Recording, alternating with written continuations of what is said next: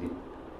কম খাবে, কম ঘুমাবে, কম আয়েশ করবে, শো অফ থাকবে না, কেবার থাকবে না, আপনার থাকবে না, কি বলে, ফুটানি থাকবে না, অহংকার থাকবে না, কাপড় চোপড় সিম্পল পড়বে, এই অনেক রকম ব্যাপার আছে। এই বইটা কিন্তু সারা দুনিয়ায় এক নামে সবাই চেনে, এত বই এটা। এটা আবার কিসের? এটা কি আপনার ফোন? হ্যাঁ, এই বইটা। এটা এমনি ওই আমি তো kalamullah.com থেকে ডাউনলোড করছি।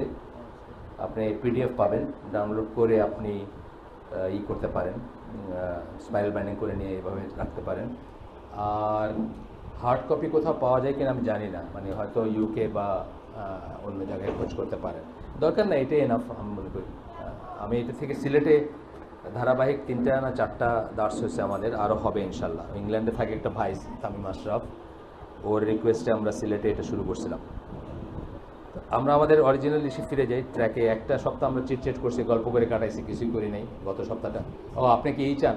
ল্যাপটপ চান? মেহেদি তো আছে, হ্যাঁ আছে। ল্যাপটপটা পাবেন, তবে ওই মডেমটা আমি আজকে আনিনি, অন্য কোনো কারো মডেম থাকলে ইউজ করতে হবে, আর না হলে মডেমটা আমার গাড়িতে রয়ে গেছে, চলে গেছে বোধহয় গাড়ি। হ্যাঁ, আসসালাম।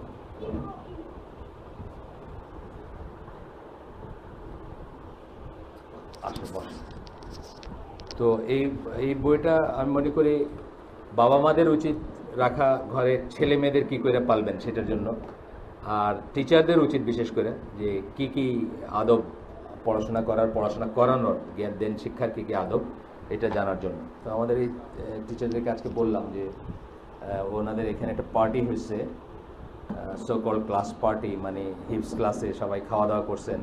এগুলা কাফের ট্র্যাডিশন, এগুলো আমাদের ট্র্যাডিশন না। সবাই বাড়ির থেকে খুব দামি দামি খাবার নিয়ে, মজার মজার খাবার নিয়ে এসে একসাথে খাইলেন, উৎসব মানাইলেন, এগুলো আমাদের ট্র্যাডিশন না, আমাদের পড়াশোনার সাথে এগুলো যায় না। এটাই বোঝাইলাম যে আমরাও এইভাবে বড় হয়েছি। আমি যখন স্কুলে পড়তাম, ইংলিশ মিডিয়াম স্কুলে অথবা বাংলা মিডিয়াম স্কুলে, টিচারদের জন্য একটা ফুল নিয়ে যাওয়া, কেউ একটা কার্ড বানায় নিয়ে যাওয়া, এগুলো হলো কুফারের ট্র্যাডিশন। আমাদের টিচারদের সাথে আমাদের সম্পর্কটা বাবা মার সম্পর্ক মতো সম্পর্ক, একটা অন্যরকম সম্পর্ক, অনেক রেসপেক্টের সম্পর্ক, অনেক কি বলে, মানে অন্যরকম একটা সম্পর্ক। এটা মানে পবিত্র একটা সম্পর্ক, সেক্রেট একটা সম্পর্ক। এটা জিনিসপত্র আদান প্রদান এই ধরনের ব্যাপারের সাথে না আর কি। এগুলো কুফারের ট্র্যাডিশন আর কি, যে ওই কার্ড বানানো, এটা লেখা ওইটা লেখা, এটা টানানো ওইটা টানানো, বুঝছেন না?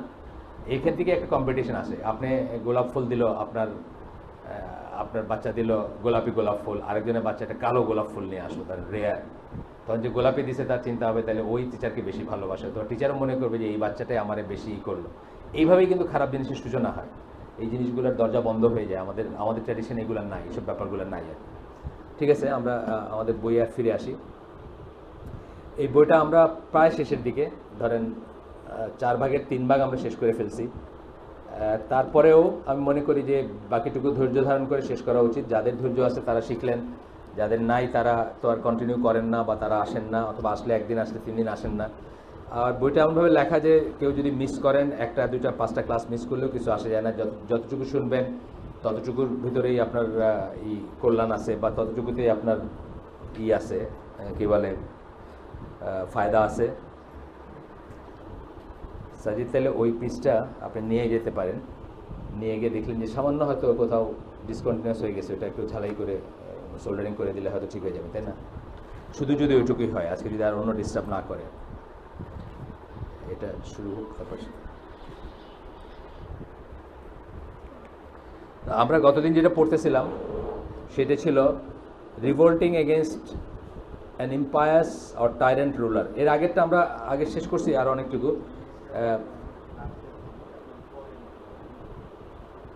এক্সট্রিমিজম, এই বইটার নাম আপনারা সবাই জানেন।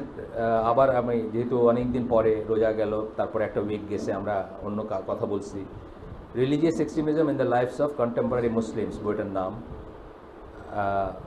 সমকালীন মুসলিমদের জীবনে ধর্মীয় চরমপন্থা, বাংলা যদি করি আমরা। তার ভিতরে আমরা যে অংশটা পড়তেছিলাম সেটা ছিল সামাজিক বা সমাজ বা রাষ্ট্রীয় পর্যায়ের বিহেভিয়ার বা আচার আচরণ, ব্যবহার বা চালচলনে এক্সট্রিমিজম। তার ভিতরে ছিল রিভোল্টিং এগেনস্ট রুলার্স, মানে ইসের এগেনস্টে কী বলে শাসকের এগেনস্টে বিদ্রোহ করার ব্যাপারটা ছিল, সেটাকে তারা প্রথমেই বলে নিয়েছিলেন যে শাসক ভালো মুসলিম এবং যে জাস্ট, তার ব্যাপারে আলাপই করেন না ওনারা, কারণ তার এগেনস্টে বিদ্রোহ করার কোনো স্কোপই নাই ইসলাম, সুতরাং সেই ব্যাপারটা আলাপই করেননি। তারপরের অংশে তারা আলাপ করছে যে কোনো শাসক যদি কাফের হয়ে গিয়ে থাকে, এমন কুফর আকবর স্পষ্ট কুফর করলো এবং স্পষ্ট কুফর আকবরে জড়িত হলো, তার বেলায় কি করবেন। আর এরপরের ওইটা আমরা শেষ করছি। তারপরেরটা হচ্ছে যে অত্যাচারী রুলার, সে মুসলিম, সে নিজেকে মুসলিম বলে বা তাকে আপনারাও মুসলিম বলতে হবে, কিন্তু সে অত্যাচারী, সে পায়াস না, সে পায়াস মানে কি পরহেজগার না, সে তার বেলায় কী করবেন, এটা নিয়ে আমরা পড়াশোনা করতেছিলাম। এটা শুরু করার পরে আমরা একটু রিপিট করব, কারণ আমাদের 1 মাসের বেশি সময় গ্যাপ গেছে, একটু টেনে আনবো পেছন থেকে, না হলে আপনারা হবে যেটা হবে যে কন্টিনিউটা হারায় যাবে। এটা হচ্ছে কেন, কোনো ফোন টোন দেন।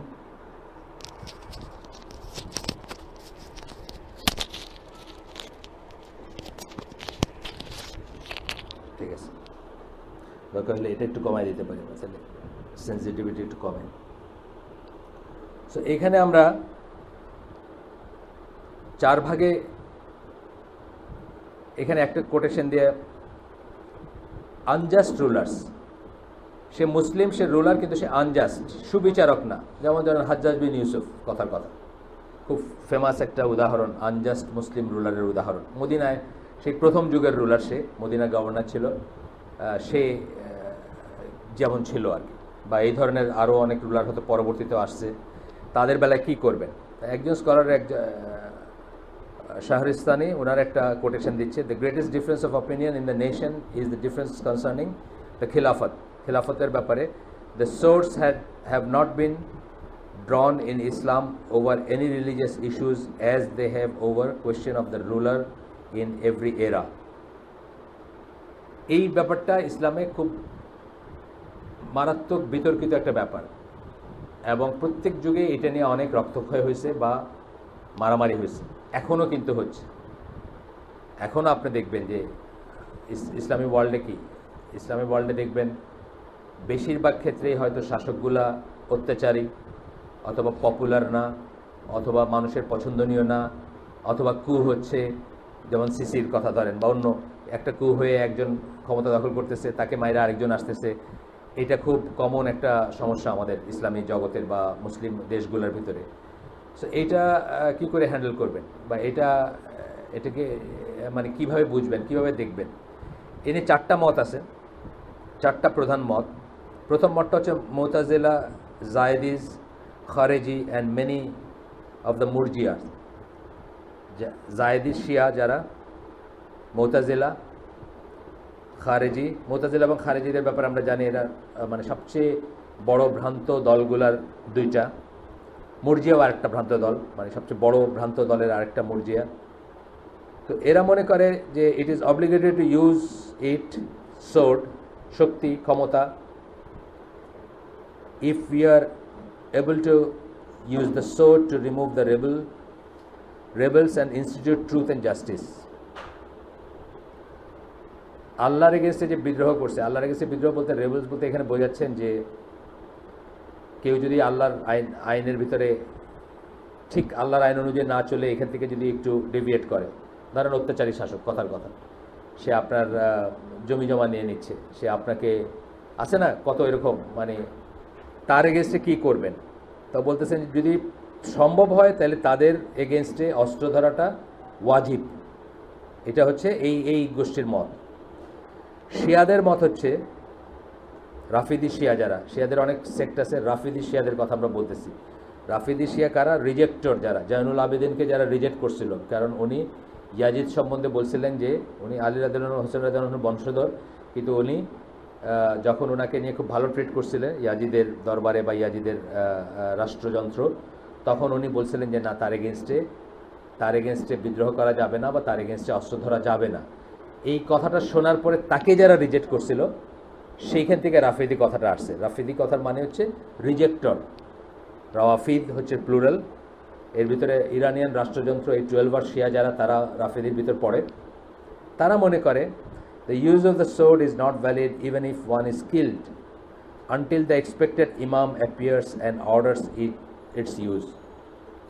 আপনাকে যদি মেরেও ফেলে তাইলেও আপনি অস্ত্র ধরতে পারবেন না অত্যাচারী শাসকের এগেনস্টে, যদি না ততক্ষণ পর্যন্ত ওয়েট করতে হবে যখন তাদের একজন ইমাম আসার জন্য তারা ওয়েট করতেছে, 12তম ইমাম, সে আসে যদি এবং সে এসে যদি অর্ডার করে ততক্ষণ পর্যন্ত আপনি অস্ত্র ধরবেন না, আপনি সহ্য করে নেবেন, আপনাকে মারতেছে, আপনাকে কাটতেছে, আপনি সহ্য করে নেবেন। এটা হলো সেকেন্ড মত। 3 নম্বর হচ্ছে আবু বকর ইবন আল আসম, ইনি কে সেটার আছে এখানে, উনি কে তার সম্বন্ধে এখানে বলা আছে। উনি জাস্ট আমি দেখি একটু, মুতাজিলাদের একজন ছিলেন, যুগটা আছে কিনা আমি একটু দেখতে যাচ্ছি। যাই হোক, ওনার অনেক ছিলেন, অনেক ফলোয়ার ছিলেন। উনি এবং ওনার ফলোয়াররা মনে করতেন if the people agree upon a just imam, they should revolt, use the sword with him and remove the rebels and tyrants. আপনার মানুষজন যদি একজন সুবিচারক ইমামের আন্ডারে ইমাম বেছে নেয় এবং তার ব্যাপারে অ্যাগ্রি করে, তাকে যদি পছন্দ করে, তাহলে সবাই ইউনাইটেড হয়ে ওই লোককে সরাবে ক্ষমতা থেকে। এটা ইসলামিক হিস্ট্রিতে আমরা দেখি হয়েছে কি, একজনকে মনে করে তাকে সামনে নিয়ে গিয়ে তাকে নিয়ে চেষ্টা করছে অন্যদেরকে সরাইতে বা ইসেকে। 4 নম্বর হচ্ছে আহলে সুন্নাত জামার যে মত। আহলে সুন্নাত জামা মানে আমরা নিজেদেরকে যা হওয়ানোর চেষ্টা করতেছি। আহলে সুন্নাত জামা কোনো দলের নাম না, এটা একটা মেথোডোলজির নাম, এটা একটা পদ্ধতির নাম। আগেও আপনাদের বলছি সেই পদ্ধতিটা কি, যার উপর রাসূল এবং তার সাহাবীরা ছিলেন, সেই পথের যে পদ্ধতি, সেটার যে প্রক্রিয়া, সেটার যে আকীদা, সেটার যে মানহাজ, এইটার উপর যারা হইতে চান বা এটাতে যারা থাকতে চান, তাদেরকে আমরা আহলুস সুন্নাহ ওয়াল জামা বলি। কখনো কখনো এদেরকে আহলুল হাদিস বলা হয়। আহলুল হাদিস আর বাংলাদেশের আহলে হাদিস এক না, এটা আমি অনেক সময় ক্ল্যারিফাই করি, আবারও করতেছি। বাংলাদেশের আহলে হাদিসের 13টা, আমার জানা মতে 13টা সেক্ট আছে, এবং প্রত্যেকটা সেক্টের নিজস্ব কিছু ধ্যান ধারণা আছে এবং নিজস্ব কিছু আইডিয়া আছে, নিজস্ব কিছু এটা দিয়ে কমাইতে পারেন চাইলে, হ্যাঁ, যদি ইকো হয় বা হয়, ওই একটা সাউন্ড হয় না, চিকন সাউন্ড, হ্যাঁ, শার্প সাউন্ড, ওটা। যাই হোক, আমি অলওয়েজ এটা ক্লারিফাই করি এই জন্য যে বাংলাদেশে আহলে হাদিস হচ্ছে একটা সেক্টরিয়ান চেষ্টা অনেক সময়। আমি সেটা বলতে চাই না। আহলুল হাদিস বলতে আহমদ বিন হাম্বল কে যে সেন্সে আমরা আহলুল হাদিস বলি, যে হাদিসের লোক, অর্থাৎ হাদিস মানে হাদিসকে মানে যে মর্যাদা দেওয়া উচিত, যে পজিশন হওয়া উচিত, সেই পজিশন হিসাবে হাদিসকে সেই পজিশন দেয় বা সেইটুকুই করে মানে, তাদেরকে আমরা আহলুল হাদিস বলি। এটার সাথে আহলে হাদিসের সামান্য একটু তফাৎ আছে। বাংলাদেশের আহলে হাদিস হচ্ছে একটা মানে সেক্টরিয়ান মুভমেন্ট বলতে পারেন, বা সেক্টরিয়ান আহলে হাদিস আন্দোলন আছে, জমিয়তে আহলে হাদিস আছে, তারপরে আরও XYZ অনেক কিছু আছে। আমরা সেটা বোঝাইতে চাচ্ছি না, আমরা জেনেরিক সেন্সে আহলুল হাদিস, অর্থাৎ আমরা হাদিস মানি, হাদিসকে যে মর্যাদা দেওয়া উচিত সেই মর্যাদা দিই। কী মর্যাদা দেওয়া উচিত কে বলবেন বলেন তো? হাদিসের কী মর্যাদা একজন খুব এক সেন্টেন্সে বলেন কেউ, অনেক দিন ধরে যারা আছেন আমাদের সাথে। সাজিদ কি বলবেন? পাবেল, কি মর্যাদা দেওয়া উচিত হাদিসকে? হ্যাঁ, সেটা তো আছেই। আর আমরা একদিন বলছিলাম একটা জিনিস, হরিজন্টাল ভার্টিক্যাল একটা কথা বলছিলাম। হ্যাঁ, ইসলামী আইন প্রণয়নের ব্যাপারে, শরিয়া বা ইত্যাদি বিধানের ব্যাপারে কোরআন এবং হাদিস একই লাইনে অবস্থান করে, এখানে ডিফারেন্সিয়েট করা যাবে না। হাদিস যদি বলে নো, কোরআন যদি বলে ইয়েস, এখানে একটার এগেনস্টে একটাকে দাঁড় করা যাবে না। বুঝতে হবে যে এখানে আমাদের বুঝের একটা তফাৎ, আমাদের বুঝের একটা সমস্যা আছে, কারণ দুইটা কোনটার চেয়ে কোনটার মর্যাদা বেশি এই বিতর্কে যাওয়া যাবে না। যেমন আমি উদাহরণ দিয়েছিলাম, কি খুব ক্লাসিক উদাহরণ, যে কোরআন বলে যে 2 বোনকে একত্রে বিবাহে রাখা যাবে না, অর্থাৎ এক লোকের ওয়াইফ 2 বোন হইতে পারবেন একসাথে। আর হাদিস বলে, রাসূল সাল্লাল্লাহু আলাইহি ওয়াসাল্লাম বলেন যে খালা বোনজি এবং ফুফু ভাইজিকেও একত্রে বিবাহে রাখা যাবে না। এটা কোরআনে আসেনি, কিন্তু দুইটার স্ট্যাটাস একই। আপনি বলতে পারবেন না যে এটা তো কোরআনে আছে ওটা নাই, তা আমি খালা বোনজির একসাথে বিয়ে করবো, এটা বলতে পারবেন না। হরিজন্টাল ইসে আইন প্রণয়ন, শরিয়া, ফরজ ওয়াজিব করা বা না করা, এই ব্যাপারে একই এক্সিসে থাকবে সহিহ হাদিস বা রাসূল সাল্লাল্লাহু আলাইহি ওয়াসাল্লামের কথা এবং কোরআন।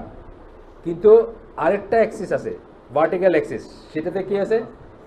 কোরআন তেলাওয়াত করেন, আলিফ লাম মিম, কিচ্ছু বুঝি নাই, কিন্তু আমার সওয়াব হয়েছে। হাদিস পড়ছেন, এই পড়ার জন্য কেবল কোনো সওয়াব নাই, এখানে কোরআনের মর্যাদা হাদিসের অনেক অনেক উপরে, বুঝছেন না? তাহলে সুন্নাহর মর্যাদা বলতে আমরা বোঝাচ্ছি যে লেজিসলেশনের ব্যাপারে কোরআন এবং সুন্নাহর ভিতরে ডিফারেন্সিয়েট করা যাবে না। আল্লাহ রাসূল সাল্লাল্লাহু আলাইহি ওয়াসাল্লাম যদি কিছু বলে থাকেন,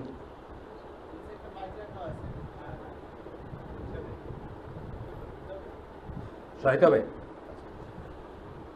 আল্লাহ রাসূল সাল্লাল্লাহু আলাইহি ওয়াসাল্লাম যদি বলেন যে এইটা করো, এটা আমাদের জন্য ফরজ, ইম্পারেটিভ যদি করেন, যদি অর্ডার করে থাকেন, এটা কোরআন থাক বা না থাক। আর এমন কোনো মিনিং দেওয়া যাবে না যে কোরআন এবং হাদিসকে মুখামুখি দাঁড় করানো যায়, অর্থাৎ একটার এগেনস্টে একটা দাঁড় করানো যায় এবং বলা যায় যে আইদার দিস অর দ্যাট, এটা বলা যাবে না। বলতে হবে অ্যান্ড অর না, কোরআন অ্যান্ড সুন্নাহ, কোরআন অর সুন্নাহ না। এটা খুব ভালো একটা বোঝার জিনিস, কিন্তু জানার জিনিস। যাই হোক, আমি ফিরে যাই আমাদের কথায়। আহলে সুন্নাহ ওয়াল জামার ইটা কি, স্ট্যান্ডটা কি? আহলে সুন্নাহ ওয়াল জামা কি বলেন? Others say that the use of sword is void even men are being killed and whether or not the imam is just or unjust. সে যদি মানুষজন হত্যাও করে এবং সে যদি জাস্ট বা আনজাস্ট যাই হোক না কেন, তবুও আপনি অস্ত্র ধরতে পারবেন না তার এগেনস্ট, শাসকের against. we are not to remove him even if he is impious. সে যদি পরেশগার নাও হয় তাহলেও আমরা তাকে সরানোর চেষ্টা করতে পারবো না। They reject the idea of rebelling against the ruler, খুরুজ আলাল হুক্কাম, বা রুলারের এগেনস্টে বিদ্রোহ করার আইডিয়াটাই তারা রিজেক্ট করেন। and are not of that opinion at all. This is the view of the ashab al hadith, followers of hadith, মানে আহলুল হাদিস যারা, অথবা আহলুস সুন্নাহ ওয়াল জামা যাদেরকে আমরা বলি, তাদের ভিউ হচ্ছে এটা। তাহলে দেখেন, আমরা অনেক সময় না বুঝে না জেনে পড়াশোনা না করে অনেক সময় ধরেন সৌদি আরবের শাসকদের কথা বলতেছে। ইট ইজ ট্রু, সৌদি আরবের শাসকদের ভিতরে অনেক খারাপ জিনিস আছে, অনেক অনেক খারাপ জিনিস আছে। এখান থেকে আমরা প্রশ্ন করি যে এইসব স্কলাররা কেন ডাক দেন না মানুষের? এইসব স্কলাররা এত পপুলার না? সুদায়েস বলেন, আপনার কি বলে ফৌজান বলেন, বা আগে ছিলেন যারা ওসাইমিন বলেন, এনারা এত পপুলার যে আমাদের এখানে যেরকম একটা জেমসের গানের দিন, যেরকম শহরে ধরেন সিলেট শহরে জেমস গান গাইতে গেছে নগর বাউল, তো কি হয়, মানে সব পার্কিংয়ের জায়গা নাই, যেখানে গাড়ি রাখার জায়গা নাই, গাড়ি চলাচল আর এক্সট্রা ট্রাফিক। সৌদি আরবে হলো যে কোনো শহরে যখন একজন স্কলার আসলেন, এই শ্রেণীর স্কলার আসলেন, তার একটা দার্স হবে, তার একটা হালাকা হবে, বা তার একটা সভা হবে, এই সেম অবস্থা আর কি, উৎসব লেগে যায়। আপনি পার্কিংয়ের জায়গা পাবেন না, আপনি রাস্তায় এটা পাইতেছেন না, আপনি দোকানে খাবার পাইতেছেন না, মানে সব জায়গার থেকে মানুষ ফ্লক করতেছে। এটা হলো মানে কাফিরতন্ত্র আর ইসলামতন্ত্রের ভিতর তফাৎ, এটাই হওয়ার কথা। যাই হোক, সেই দেশেও আমাদের অনেক সময় প্রশ্ন জাগে, দুঃখ লাগে, অভিমান হয়, রাগ হয় যে কেন স্কলাররা এইগুলার এগেনস্টে দাঁড়ান না। এই যে হিয়ার লাইজ দ্য দলিল আর কি, কেন তারা দাঁড়ান না? তারা এটাকে মানেন, তারা এটা দলিলটাকে মানেন, তারা এই মেথোডলজিটাকে মানেন, সেই জন্য তারা দাঁড়ান না। তারা যেটা করণীয়, এখানে আহলে সুন্নাহ জামাত যেটাকে করণীয় মনে করে, তারা সেই ফ্রেম অনুযায়ী করণীয়টুকু করে। এখানে জারির তাবারি ওনার একটা আছে,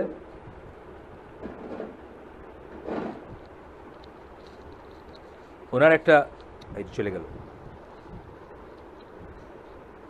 বুঝছেন? এখন কিন্তু এখানে কিছু হয়নি, এই চলে যাওয়াটা ওইখানে হয়তো কোনো একটা লুজ কানেকশন আছে। এটা তো নতুন, আর এইসব জায়গায় না মনে হয় না, ওইখানেই বলে ওই যে পেছনের জ্যাকটাকে একটু নেড়ে ছেড়ে দেন। আচ্ছা দাঁড়ান, দেখি দেখি দেখি থাক, এর কোনো আননোন কারণে হয়।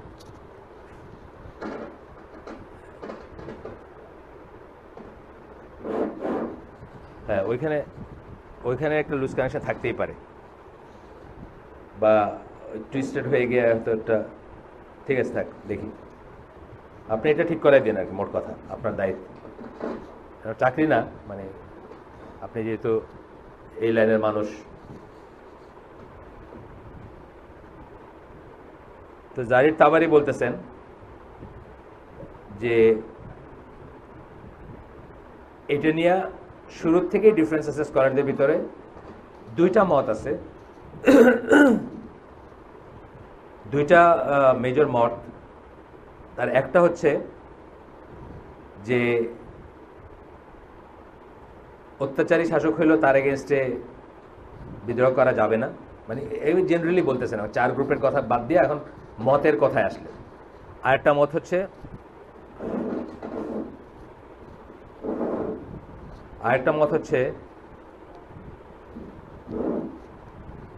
যে আপনি চাইলে বিদ্রোহ করতে পারেন। তা আমরা প্রথম মতটা নিয়ে আলোচনা করছিলাম গতদিন, আবারও আমরা বলতেছি, মেজরিটি অফ দ্য আহলুস সুন্নাহ ওয়াল জামা are of the view that it is forbidden to make an armed rebellion against oppressive or unjust rulers as long as their wrong does not reach the level of kufr. কুফরের লেভেলে না পৌঁছাইলে একটা অত্যাচারী বা একটা মানে সুশাসক না এরকম লোকের এগেনস্টে অস্ত্র ধরাটাকে হারাম মনে করেন majority of the scholars of আহলুস সুন্নাহ ওয়াল জামা। আহলুস সুন্নাহ ওয়াল জামার মেজরিটি স্কলার, বেশিরভাগ স্কলার মনে করেন তার এগেনস্টে আপনি অস্ত্র ধরতে পারবেন না, ধরা উচিত না আপনার। This was the opinion of a number of companions: Saad bin Abi Waqqas, Osama bin Zayed, Ibn Umar, মানে Abdullah ibn Umar, Muhammad ibn Maslama সহ সাহাবীদের, এইসব সাহাবী যাদের নাম বললাম, আরও সাহাবীদের মত ছিল এটা। This is also the view of the vast majority of আহলুল হাদিস। আহলুল হাদিস টার্মটা শুরু হয়েছে কবে? আহমদ বিন হাম্বলের সময় থেকে, আপনি জানেন। তো এরপরে যারা হাদিসের, এখন তো একটা হাদিস মানেন আর মানেন না, একটা আছে না, দুনিয়া একটা ভাগ আছে না, এটা অস্বীকার করার উপায় নেই। আহলুস সুন্নাহ জামা বা আহলুল হাদিস যাদের বলতেছি তাদের সাথে অন্যদের তফাৎ আছে না। অনেক বলে যে হাদিসকে কোথায় লিখছে ঠিক আছে নাকি, বহু মানুষ আছে, ইভেন আমাদের একদম প্রচলিত সমাজে আছে, দেখবেন বলবে যে হাদিস দিয়ে একটা কিছু বললে আমাকে একদম খুব, উনি আহলে হাদিস, জন্মগত আহলে হাদিস, সাতক্ষীরা বাড়ি, এই দেশের খুব নাম করা একজন মানুষ। উনি আমার হালাকায় আসছিলেন একদিন আমার বাসায়, অনেক আগে, 5-7 বছর আগে। উনি আমার বলতেছেন যে এই হাদিসটা কি কোরআন দ্বারা অথেন্টিকেটেড নাকি? একটা হাদিস শুনে বলতেছেন হাদিস কোরআন দ্বারা অথেন্টিকেটেড হইতে হবে এমন কোনো কথা নাই, আছে? এমন কোনো কথা নাই। কোরআন হাদিস দ্বারা অথেন্টিকেটেড হইতে হবে, তাই না? কোরআন হাদিস দ্বারা অথেন্টিকেটেড। কোরআন যে কোরআন আপনি জানেন কেমনে? মোতাবাত্তির হাদিস কোরআন, মানে আল্লাহ রাসূল সাল্লাল্লাহু আলাইহি ওয়াসাল্লাম বলছেন এটা কোরআনের আয়াত, সাথে সাথে অনেক সাহাবীরা বলছেন এটা এমন দিন নাজিল হয়েছে, বা এটা আমি লিখে রাখছিলাম, বা এটা আমি সামনে ছিলাম যেদিন নাজিল হয়, সেই জন্য কোরআন, তাই না?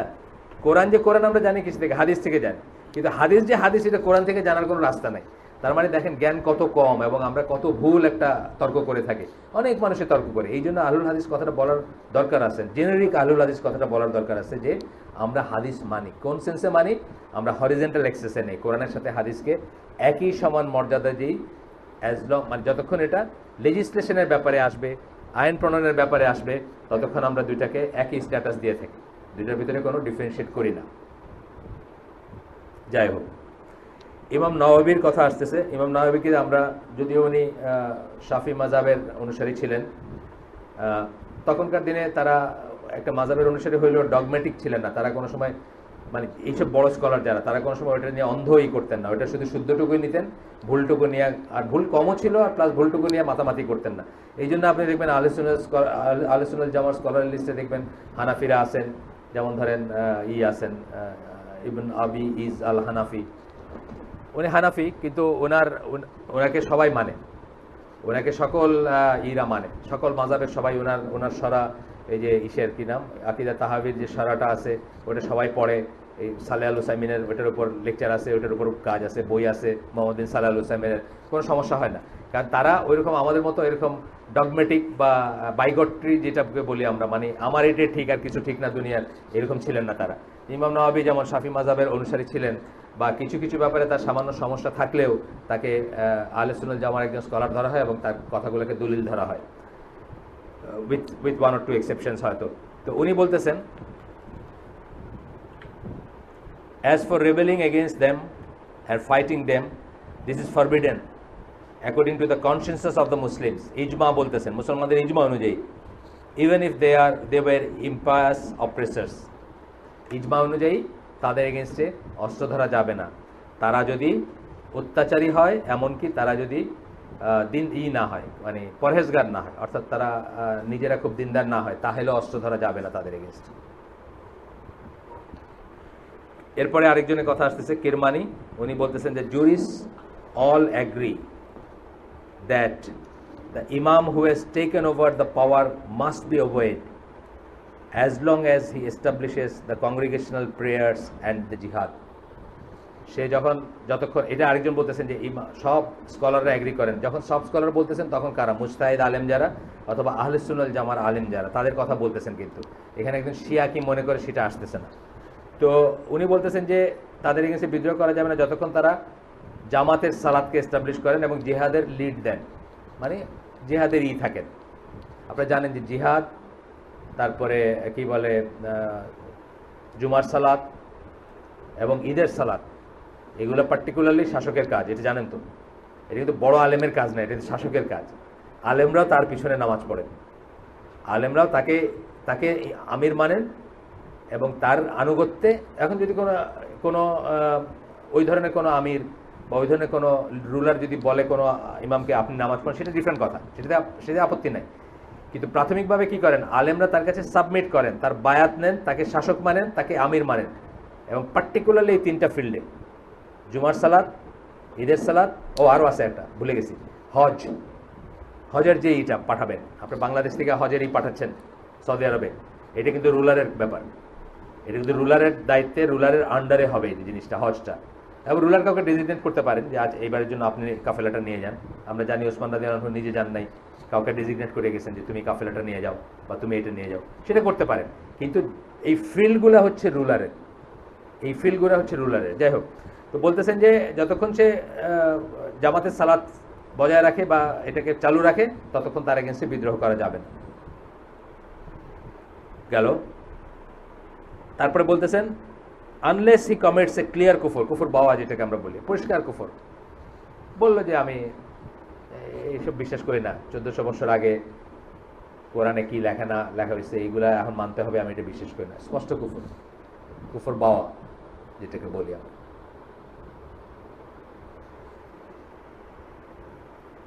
ইন উইচ ইট ইজ, এই কেস, এইরকম যদি কেসটা হয়, it is not permissible to obey him. Indeed, in that case, it is obligatory to struggle against him by those who have the ability to do so.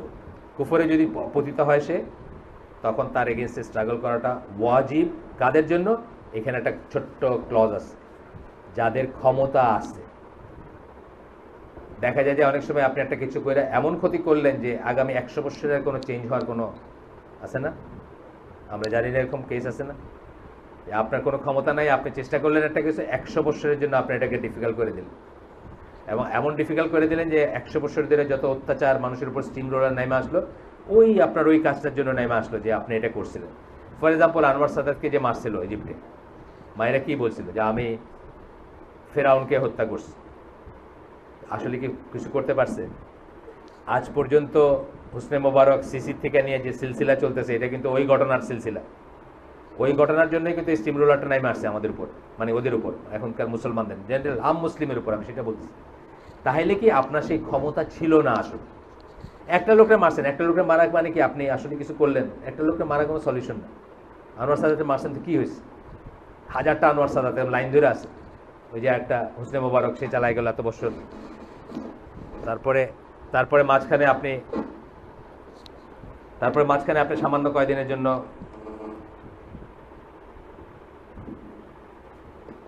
আচ্ছা আমি একটু ফোনটা ধরি, আকরাম ভাই একটু ফোন করছেন কেন আমি দেখি। আসসালামু আলাইকুম।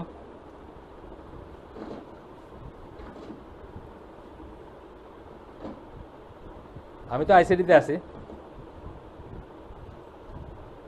হ্যালো,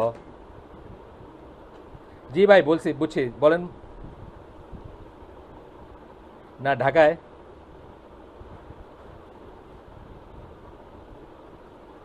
এরশাদুল্লাহকে আমি বলতেছি আপনাকে ফোন করবো, ওইখানে আছে।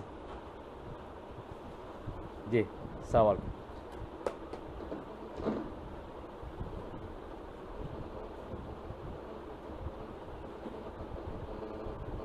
ঠিক আছে, আমি বলতেছি ওকে ফোন করবে আপনাকে। জি, আসসালামু আলাইকুম।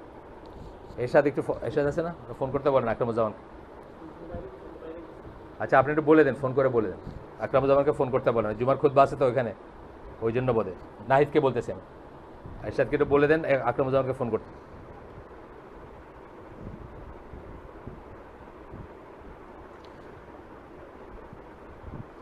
by those who have the ability to do so. এটা খুব ইম্পর্ট্যান্ট একটা কথা, যাদের অ্যাবিলিটি আছে, যাদের ক্ষমতা আছে টু ডু সো। এইখানে আমরা অনেকে ভুল করি, করে একটা কাজ প্রিমেচিউর করতে গিয়ে পরবর্তী 50 বছর 100 বছরের জন্য মানুষের উপরে একটা অত্যাচারের স্টিম রোলার চলে আসে এবং লাভের চেয়ে ক্ষতি বেশি হয়, এটা বুঝতে হবে।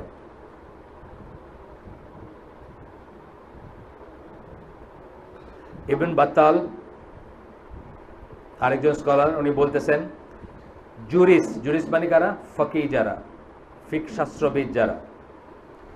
Jurists all agree that it is obligatory to obey and make jihad with the ruler who has taken control. একটা রুলার যদি কন্ট্রোল নিয়ে গিয়ে থাকে, সে তার কন্ট্রোলটা হয়তো অবৈধ পথেই হয়েছে, কিন্তু একবার যখন সে কন্ট্রোল নিয়ে নিছে তাকে আপনাকে মানতে হবে। এটাও কিন্তু ইসলামের একটা নির্দেশনা। তারটা হয়তো পুরো বৈধ হয় নাই, সে হয়তো জোরে জারে নিয়ে নিছে ক্ষমতাটা, কিন্তু যখন একবার নিয়ে নিছে তখন তাকে কিন্তু আপনাকে মানতে হবে। Obeying him is better than rebelling him against him. সে যদি কন্ট্রোল নিয়ে গিয়ে থাকে, তাকে মানাটা হচ্ছে না মানার চেয়ে বেটার। কেন? না মানতে গেলেই রক্তক্ষয় হবে, অহেতুক রক্তক্ষয় হবে, এবং ইসলামে ফিতনা এবং রক্তক্ষয়টাকে প্রচন্ড রকম অপছন্দ করা হয়। হত্যার চেয়ে ফিতনা বেশি ক্ষতি করে, এটা কোরআনের আয়াত, আমার কথা না। ফিতনাটা ট্রিবুলেশন কোনো ঠিক নাই, আপনি বাইরে গেলেন, আপনি মরে গেলেন, আপনি গেছেন বাইরে, ফিরে আসবেন কিনা কোনো ঠিক নাই, আমি আপনার যেখানে পারতেছি মারতেছি, আপনি আমার যেখানে পারতেছে মার, ইত্যাদি ইত্যাদি ফিতনা যেগুলো হয়, আর যেগুলো আমাদের দেশে আমরা দেখছি, অনেকবার দেখছি না আমরা এগুলা। এই যে অক্টোবর কি 28 অক্টোবরে আমরা দেখলাম না যে যে সিচুয়েশনটা হইলো, বা তার পরবর্তী সময় আরও দেখছি আমরা, সেটা কথা বলতেছেন যে obeying him is better than rebelling against him. তাকে মানাটা তার এগেনস্টে বিদ্রোহ করার চেয়ে বেটার। কেন বলতেছেন? This option prevents the spilling of blood and repels catastrophes. রক্তক্ষয়কে প্রিভেন্ট করে এটা। হ্যাঁ, কিছুটা আপনি ছাড় দিলেন, আপনি জানেন সে আইডিয়াল না, আপনি জানেন সে হযরত ওমর না, আপনি জানেন সে বেস্ট রুলার না, তথাপি আপনি তাকে মেনে নিলেন। কতক্ষণ? যতক্ষণ সে কুফর বাওয়া না করল। আর কুফর বাওয়া করলেও আপনি যে তার এগেন্সে দাঁড়াবেন সেই ক্ষমতা আপনার আছে কিনা, সেটা একটা বিচার্য বিষয়। There is no exception to that unless the ruler falls into blatant kufr. এটা কোনো এক্সেপশন নাই, এই রুলটা সবসময় প্রযোজ্য যদি না রুলার ব্ল্যাটেন্ট কুফর মানে স্পষ্ট এবং একেবারে অকাট্য কুফরের ভিতর পতিত হয়, তাছাড়া এই রুলটাই ভ্যালিড। অর্থাৎ আপনাকে মানতে হবে তাকে, আপনি 2 ঘা যদি খান তাইলেও আপনি তাকে মানবেন। এবং আমরা আমাদের বড় বড় স্কলার ইবন তাইমিয়া, আপনার ইমাম আবু হানিফা এবং ইমাম আহমদ বিন হাম্বল, এমনকি ইমাম মালিক, তাদের প্রত্যেকের বেলায় আমরা দেখি যে তারা মারাত্মক রকম অত্যাচারিত হয়েছেন ব্যক্তিগতভাবে, তাদেরকে পিটানো হয়েছে, তাদেরকে মারা হয়েছে, তাদেরকে ড্র্যাগ করে রশি বাইন্দা টাইনা নিয়ে যাওয়া হয়েছে, তথাপি তারা সেই সমস্ত রুলারের এগেনস্টে অস্ত্র ধরেন নাই, বা বলেন নাই যে সবাই ডাক দেয় না যে চলো ব্যাটারে সবাই মিলা নামায় ফেলি গদির থেকে, সেটা করেন নাই তারা। এখানে আমাদের জন্য শিক্ষণীয় আছে, এবং এই শিক্ষাগুলো আমাদের নাই দেখে আমরা সৌদি স্কলারদেরকে মনে করি অনেক আজে বাজে কথা বলি। আমরা আজে বাজে কথা বলি না, গ্রিন জোন স্কলার বলি, কেউ বলে হায়াজ নিফাসের স্কলার, মানে এরা খালি এটাই কইতে পারে হায়াজ আর নিফাসের হিসাব, আর কোনো হিসাব নাই, মানে রাষ্ট্রযন্ত্র চেঞ্জ করার কোনো ফিকির নাই, এই বলে, কিন্তু অনেক বলে। এই বইতেও আসি কথা যে এই যখন স্কলাররা একটা মেথোডোলজি ফলো করেন তখন তাদেরকে তুচ্ছতাচ্ছিল্য করা হয় এইসব বলে, যে এ তো কি, এ তো এই সৌদি আরবের বাদশার পকেটে আছে, খাওয়ায় দাওয়ায় পয়সা দেয়, গাড়ি দেয়, বাস অ্যালাউন্স নিয়ে সোনা দানা নিয়ে আসে। এই সমস্ত জিনিসগুলো ভুল, কারণ আমরা এই লিটারেচারগুলো জীবনে কোনোদিন পড়ি নাই। এবং এগুলো হচ্ছে এগুলো কাদের কথা? আমাদের আহলে সুন্নাত জামাত 1400 বছরের best of the best scholars যারা, তাদের কথা কিন্তু এগুলো আমরা কোনোদিন পড়ি নাই। আমাদের বড়জোর ধরেন আল্লামা আজিজুল হক বা মৌলানা মুদ্দি, এখানে আমাদের দৌড় শেষ, বলছে যে ঝাঁপায়া পড়ো, বাস আমরা ঝাঁপায়া পড়লাম শেষে। কিন্তু আমরা কোনোদিন আমাদের যে স্কলারলি সিলসিলা যেটা আছে ওটা কেয়ারও করি নাই, ওটা ঘাইটাও দেখি নাই।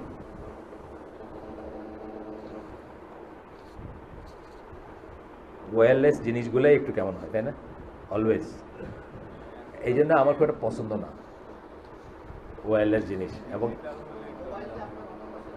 আমার মোবাইল, আমার পাশে তার আরও 3টা মোবাইল আছে আমার এখানে, না কথা তো আর কোনো মোবাইলে হচ্ছে না। ও বাইরে যাচ্ছে যে মোবাইলটা নিয়ে, আচ্ছা, এটা তো কিছু করার নাই, এটা তো পার্ট। অন্য পাশে রাখবো। নিউক্লিয়ার ফিজিক্সের, নিউক্লিয়ার ফিজিক্স না, আচ্ছা থিওরিটিক্যাল ফিজিক্সের পিএইচডি। যাই হোক, আমি সব সব মানে টেকনিক্যালি দেখেন, ইঞ্জিনিয়ার ইঞ্জিনিয়ার ইঞ্জিনিয়ার উনি তো সিভিল, ওনার আচ্ছা সিভিল বাদ দিয়ে দিলাম, আমি ইলেকট্রিক্যালি ধরি, খালি ইলেকট্রিক্যাল সিএসসি ধরেন, এই যে এইখানে ওইখানে ওইখানে ওইখানে ভর্তি আমাদের, কিন্তু আমাদের একটা স্পিকার ঠিক মতো চলে না। এটা কথা হলো, এটা কথা হলো। এবং বেস্ট অফ দ্য বেস্ট এই দেশের ক্রিম যদি আমরা বলি আর কি, আমি ইউজ করতে চাই না কথাটা, ক্রিম। আচ্ছা আসেন, তারপরে কি এরপরে বলতেছেন যে কেউ কেউ কেউ কেউ বলে থাকেন যে এই যে ইবন আল জুবায়ের বা তালহা জুবায়ের, জুবায়ের ছেলেও এবং জুবায়ের নিজেও, বা ধরেন তারা যে শাসকের এগেনস্টে অস্ত্র ধরছেন বা বিদ্রোহ করছেন, তো তারা এটা কেন করছেন বা তাদেরটা কিভাবে আমরা দেখব। এখানে ব্যাপারটা হচ্ছে যে এই ফিকটাতে পৌঁছাইতে আমাদের সময় লাগছে। প্রথম যুগের মুসলিমরা এটা নিয়ে ঐক্যমত্যে পৌঁছাইতে বা এটাকে স্টাডি করতে সময় লাগছে। এখানে বলতেছেন সেটা যে originally there was difference of opinion on the issue and then the consensus ইজমা যেটা was reached that it is forbidden to rebel against them. Originally এটা নিয়ে কনসেনসাস ছিল না, ইজমা ছিল না, স্টাডি ছিল না, কোরআন হাদিসকে সমন্বয় করে এখান থেকে দেখা ছিল না, হাদিসগুলোকে কালেক্ট আসে না, মানে যে কোনো একটা বিষয় মুসলিম উম্মাহর এরকম অনেক, যেমন ক্লোনিং, এখন ক্লোনিং জিনিসটা আজ থেকে 500 বছর আগে চিন্তাও করে নাই কেউ। আজকে কিন্তু এটা প্রশ্ন চলে আসছে যে ক্লোনিং জায়েজ কি না জায়েজ। আপনি দেখবেন ইসলামকে খুঁজলে দেখবেন আপনার এটার উপর রুলিং আছে। এরকমই ব্যাপার যে এই প্রশ্নটাই আগে ছিল না, যে এটাকে কি কোন চোখে দেখতে হবে বা এটাকে কি কি এটার ব্যাপারে আমাদের স্ট্যান্ড কি হবে। তারপরে যখন দেখা গেল এটা থেকে সমস্যা হচ্ছে, রক্তপাত হচ্ছে, তখন লেটার টাইমে দেখলাম যে আমরা স্কলাররা এটার উপরে অ্যাগ্রি করলেন। ধরেন প্রথম এই যাদের কথা আমি বললাম, যাদের বিদ্রোহের কথা বললাম, তাদের বিদ্রোহ বা তাদের যুদ্ধগুলো কখন ছিল? এই 4 ইমামের সময়কার আগের সময়, তাই না? 4 ইমামের সময়ের আগের সময়। তালহা জুবায়ের তাদের সময়টা আগে না, তারা সাহাবী না, তো তাদের সময়টা আগের সময় ছিল। তারপরে যখন দেখা গেল যে না এই ব্যাপারটা তো এরকম হয়, তাই এই ব্যাপারটা এই জিনিস হয়, তখন আস্তে আস্তে আস্তে আস্তে জিনিসগুলো শেপ নিল। দ্য অ্যাফার্মেশন অফ আহলুস সুন্নাহ ওয়াল জামাআহ that it is forbidden to rebel against the ruler is extremely clear in their writing. কিন্তু আহলুস সুন্নাহ ওয়াল জামাআহ স্কলারদের রাইটিং এটা এক্সট্রিমলি ক্লিয়ার যে এটা নাজায়েজ জিনিস, এটা করা যাবে না। In fact some consider that a matter of creed and include among the points of belief. কেউ কেউ মনে করেন এটা হচ্ছে আকিদার পয়েন্ট, এবং আকিদার পয়েন্টের ভিতরে আকিদা ইস্যু, এবং আকিদার পয়েন্টে তারা এটাকে ইনক্লুড করেন, আকিদার পয়েন্টের ভিতরে তারা এটাকে ইনক্লুড করেন। এখানে দলিল দিয়ে দিচ্ছেন কোথায় আছে এটা।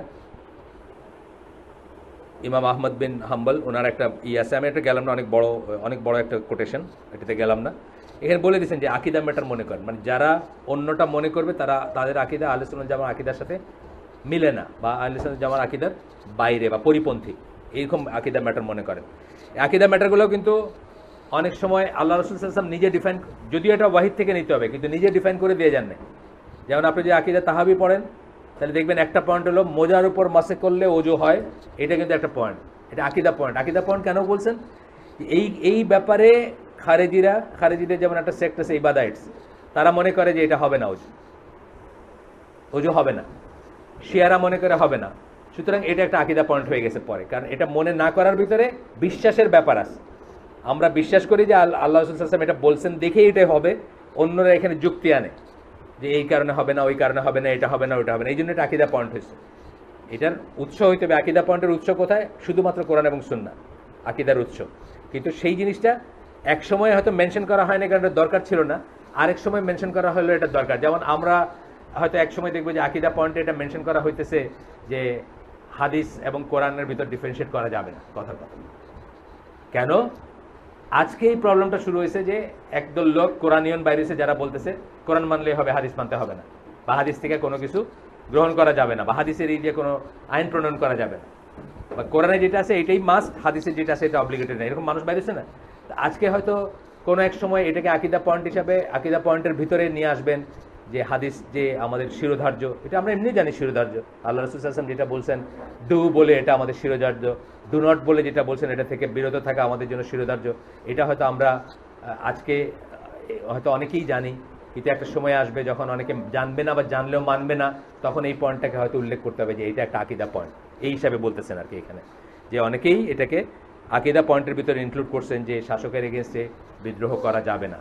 এবং আহমদ বিন হাম্বলের এটার উপর লেখা আছে, কাজ আছে, এবং সৌদি আরব প্রিভ্যালেন্ট কি তারা হাম্বলি ফিক ফলো করে, সেই জন্য তারা আরও এটাকে মানে, এবং তাদের এই চুপ থাকাটা বা তাদের শাসককে টলারেট করাটা হচ্ছে ওইটা একটা রিলিজিয়াস অ্যাক্ট। আমরা যদি মনে করি যে এটা তাদের দুর্বলতার থেকে হয়, এটা কিন্তু ভুল কথা, দুর্বলতা না, এইটাও রিলিজিয়ান তাদের কাছে দাবি করে দেখে তারা এই করেন। কারণ তারা এইসবের জন্য, আপনি যদি আলেমদেরকে চিনতেন, তাদের সাথে উঠতেন বসতেন, বা যারা উঠছে বসে তাদের জিজ্ঞেস করেন, তারা 5 পয়সার গাড়ি আর 10 পয়সার বাড়ির জন্য দিনের ব্যাপারে কারেক্ট করা, মানে দিনের ব্যাপারকে কাটছাট করার মতো মানুষ তারা না। তাদের মানে স্ট্যাটাস বা তাদের জ্ঞান বা তাদেরই অনেক অনেক উপরে। আমরা এটা ফেদমও করতে পারি না, বিকজ আমাদের কোনো জ্ঞান নেই, সেই জন্য পারি না। তো আমি আপনাদেরকে দুইটা গল্প অনেক আগে বলছি, বোধহয় যারা এখানে আসেন, যে আলামিন মসজিদে একটা লোক আসতো, ইয়াসিন ভাই, যে আমেরিকানই ছিল, আমেরিকান লোক, ওই বাংলাদেশি বোধহয় বিয়ে করছে বা কিছু, মদিনায় পড়াশোনা করছে, হোয়াটএভার, মানে আহলে সুন্নাত জামার ফলো করে। তো সে একদিন বৈশা জুমার নামাজের পরে একটা ছোট্ট করে একটা হালাকা টাইপের করতেছে আর কি, ওই ফ্ল্যাশ কার্ড দিয়ে করতেছে, কার্ডের ভিতর লেখা থাকতো জিনিসপত্র। তো সে জিজ্ঞেস করছে যে, ওই যারা শুনতেছে তাদের জিজ্ঞেস করছে যে স্কলার, একজন স্কলারের নাম বলতে। তখন বলছে আর কি, কেউ এটা কেউ সেটা, যে যেটা পারছে বলছে। তো উনি কোনোটার সাথে অ্যাগ্রি করতেছে না। তারপর উনি বললো যে সোজা সাপটা হিসাব হচ্ছে জাজিরাতুল আরবের বাইরে কোনো স্কলার নেই। প্রথম কথা শুনতে খুব এক্সট্রিম লাগলো, মানে আমেরিকান, উনি বলতেছে জাজিরাতুল আরবের বাইরে কোনো স্কলার নেই, মানে আরাবিয়ান পেনিনসুলা যেটারে আমরা বলি, আরব পেনিনসুলা বলি না, সেটার বাইরে কোনো স্কলার নেই। শুনতে খুব এক্সট্রিম লাগছে, কিন্তু এইটার একটা মিনিং আছে। আপনি যদি পড়াশোনা করেন, আস্তে আস্তে আপনি বুঝবেন যে এই কথাটা কত বড় একটা কথা এবং কত সত্য একটা কথা। যদিও 100% হয়তো না হইতে পারে, আমি হয়তো 100% এগ্রি না করতে পারি, আমি বলতে পারি যে 100 জনে হয়তো একজন আছে বাইরে, হয়তো থাকতে পারে, কিন্তু উনি বলছে যে এইটা কোনো আর কনসিডার করার কোনো দরকার নেই, যাদের তার আবার বাইরে দেখার কোনো দরকার নেই। তো আরেকটা বলি আপনাদেরকে, যে মঞ্জুর আলহী ভাইকে যখন উত্তরায় আমরা থাকতাম, আমরা নিয়ে আসতাম, নিয়ে যেতাম, এখানে হালাকা হইতো এসে আইসিডিতে, ইকবাল রোডে, আমাদের সাথে আসতেন উনি, আমাদের সাথে যাইতেন। তো একদিন ওনাকে বাসায় নামাই দিচ্ছি আমি, আমার ওয়াইফ, তখন উনি বলতেছেন যে এরম ভাই, এভাবে তো বিচার হয় না, কিন্তু বাংলাদেশের সব আলেমের যত ইলম, সেগুলোকে যদি একটা পাল্লায় রাখা যাইতো, একজন সৌদি আলমের ইলমের সমানও সেটা হইতো না। মানে এটা হলে উনি আরেকভাবে বললেন কথাটা, এটার মানেও কিন্তু তাই দাঁড়ালো যে জাজিরাতুল আরবের বাইরে আসলে কোনো আলেম নাই, এই কথাই দাঁড়াইল। মানে আমরা এখন না পায়া ওনাদেরকে আলেম বলি, মঞ্জুর আলহাকে আলেম বলি, সাইফুল্লাহকে আলেম বলি, এটা একটা রিলেটিভ ব্যাপার। আমাদের এই সিলেটের কথা আছে, আওয়ার মাঝে হিয়াল রাজা, মানে হাওর যেখানে, সেখানে শিয়াল হচ্ছে পণ্ডিত বা মেনজি। আমি তাদেরকে ডিমিন করতেছি না, মোটেই না, কিন্তু আমি বলতেছি যে আমাদের দেশে যেখানে শূন্য স্কলারের দেশ, আমরা ওনাদেরকে স্কলার মানি, কিন্তু ওনারা যদি সৌদি আরবে যান, ওনাদেরকে স্কলার বলবে? কেউ বলবে না। ওনাদের মতো হাজার হাজার লক্ষ লক্ষ তালবে ইলম দেখবেন পিছিয়ে দৌড়াইতেছে, এক একজন স্কলারের পিছিয়ে দৌড়াইতেছে, ওনাদের কোনো ধর্তব্যের ভিতরে আনবে না কেউ, এটা রিলেটিভ একটা টার্ম। তো সেই জন্য আমি বলতেছি যে জাজিরাতুল আরবের বাইরে স্কলার নাই, এই কথাটা এক্সাজারেশন মনে হইলেও কথাটার একটা ফিল্ড, মানে মিনিং আছে, এবং একটা ওয়েট আছে, এবং একটা ফিল্ড আছে বলার কোন ক্ষেত্রে আমরা বলবো এটা। সেই জন্যই আমরা আসলে বুঝি না যে ওনারা why they are doing what they are doing, বুঝছেন না? কারণ আমরা তো এগুলো পড়ি নাই, আমরা তো এই জিনিসগুলো পড়ি নাই কোনো। আমি এই বয়সে, আপনারা যে বয়সে আছেন, আপনারা এগুলো পড়ছেন, এগুলো কোনো খেয়াল করে পড়েন নাই। সুতরাং আপনারা জানেন না যে ওনারা কেন কি কাজটা করতেছেন, why they are doing what they are doing. কিন্তু যদি পড়াশোনা করতেন, ও আচ্ছা, তাহলে এই জন্য উনি এই কথাটাতে বিদ্রোহ করা দরকার ছিল আমার মতে, মৌলানা মওদুদির মতে, সৈয়দ কুতুবের মতে, কিন্তু ওনারা করেন নাই। কেন করেন নাই? ওনারা এই মেথোডোলজিটা ফলো করেন, এই জন্য করেন। এটা আমরা বুঝতাম, কিন্তু আজকাল আমাদের রক্ত গরম হয়ে যায়, কিন্তু দেখবেন প্রায় আমাদের রক্ত গরম হয়ে যায়। কেন এটা? এই যে আমি এই নিয়ে বইটা পড়তেছি, মুআবিয়া রাদিয়াল্লাহু আনহু নিয়ে একটা বই আর কি, ওইটা না, আপনাকে বললাম না একদিন, আরেকটা বই পড়তেছি আমি, এটা হচ্ছে মোহসিন আল আব্বাদের বই।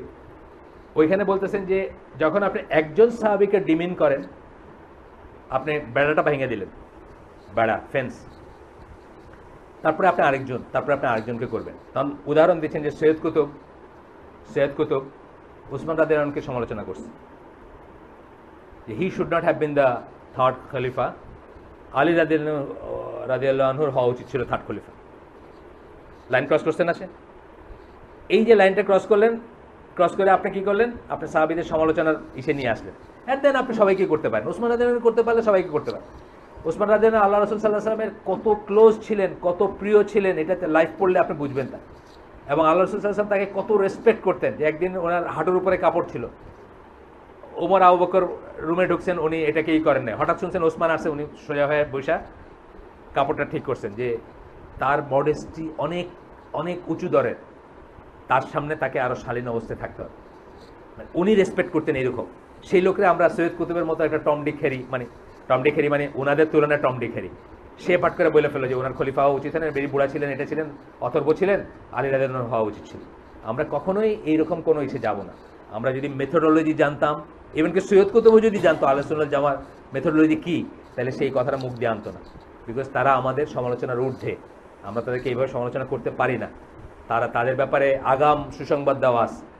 আল্লাহ রাসূল সাল্লাল্লাহু আলাইহি ওয়াসাল্লাম অনেক কথা আছে ওসমান রাদিয়াল্লাহু সম্বন্ধে, জানেন এটা, মানে অনেক ধরনের অনেক দোয়া আছে, অনেক প্রেডিকশন আছে, অনেক সুসংবাদ আছে। এই লোকটাকে আমরা এইভাবে তুচ্ছতাচ্ছিল্য করতে পারতাম না, যে উনি বুড়া ছিলেন, উনি এইটাও করছেন, উনি পারেন নাই, উনি ইনএফিশিয়েন্ট ছিলেন। No, even if it is true, তাও আমরা বলবো না। এটা বলবো না যে তাদের আমার সাহাবীদের সম্বন্ধে আমার মেথোডোলজি কী হবে, পারলে ভালো কথা বলবো, নাহলে চুপ থাকবো। স্পেশালি এই গ্রেডের সাহাবী যাদের ব্যাপারে, যাদের নিফাক নিয়ে কোনো প্রশ্ন নাই, নিফাক ছিল তাদের, এটা নিয়ে কোনো প্রশ্ন নাই। হ্যাঁ, এখন মানে টেকনিক্যালি ধরেন আব্দুল্লাহ ইবনে উবাইও একজন সাহাবী, টেকনিক্যালি আমি বলতেছি, এখন তাকে আমরা সবাই জানি মুনাফিক হিসাবে, তার মুনাফিকিটা সবার কাছে এক্সপোজ, সেখানে সেটা অন্য জিনিস। মানে টেকনিক্যালি সাহাবী বলতে কি, মানে যদি আপনি, সে তো আর ওপেনলি হয় নাই, বা এরকম আরও কিছু আছেন না, যে ধরেন তারা ওমর রাদিয়াল্লাহু তার জানাজায় যান নাই, মুনাফিক সন্দেহ করে তাকে, এরা তো আর মেইন স্ট্রিম সাহাবী না। কিন্তু মেইন স্ট্রিম সাহাবী বলে আমরা কারে বুঝি, যাদেরকে আমার কথা সবসময় আসতেছে, আল্লাহ রাসূল সাল্লাল্লাহু আলাইহি ওয়াসাল্লামের সাথে ছিলেন, যারা হাদিসের ন্যারেটর, যারা খলিফা ছিলেন, যারা আশারা মুবাশশারা ছিলেন, যারা বদর সাহাবী ছিলেন, যারা ওই বাইতুর রিদওয়ান 1400 সাহাবী, যাদের কথা আল্লাহ কোরআনে এই সূরা তাওবার 100 নম্বর আয়াতে বলছেন যে আল্লাহ তাদের উপর রাজি, তারাও আল্লাহর উপর রাজি। এই সাহাবীর সম্বন্ধে আমরা মুখ খুলবো না, আমরা এরকম কথা বলবো না। তাদের দোষ থাকতে পারে, তারা ইনফলিবল না, তাদের দোষ ছিল, কিন্তু এটা আমাদের আপনার ডিসকাশনের জন্য ওপেন না, এই কথাটা আমরা মনে রাখবো। যাই হোক, আমরা পয়েন্টে ফিরে যাই। আমরা যেহেতু এগুলো পড়ি নাই, সেই জন্য আমরা আজকালকার এত বড় বড় আলেমদের সমালোচনা করি চট করে, যে এরা সৌদি বাদশার পেইড আলেম, এরা গ্রিন জোন আলেম, এরা হলো রুটি রুজির আলেম, আরও আগে আগে আমরা বলি হায়াজ নিফাসের আলেম, বুঝছেন না, খালি এইসবের রুলিং দিতে পারে, জিহাদের কোনো কথা বলে না, গরম কথা বলে না, রক্ত গরম করার কথা বলে না।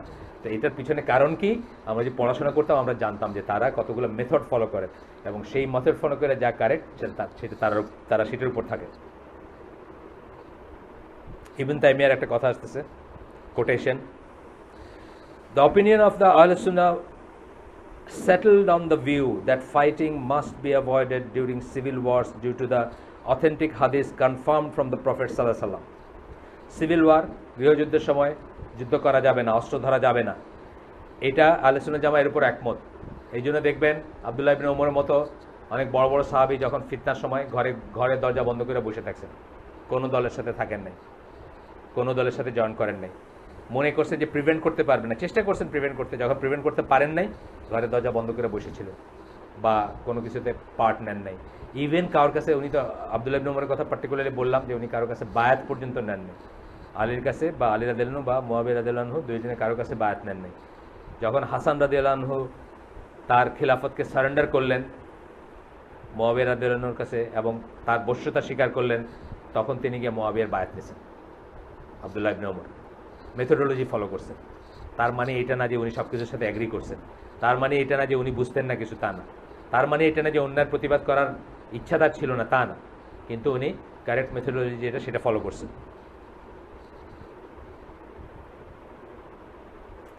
দে আহলে সুন্নাহ জামার কথা বলছেন, তারা then begin to mention that in their creeds, এবং এটা যখন ইজমা হয়েছে তারপরে আকিদার পয়েন্ট হিসাবে এটা আসছে যে শাসকের বিরুদ্ধে, অত্যাচারী শাসক হইল তার বিরুদ্ধে বিদ্রোহ করা যাবে না, সে যদি অত্যাচারী হয় এবং পরেশগার নাও হয় তাইলে বিদ্রোহ করা যাবে না।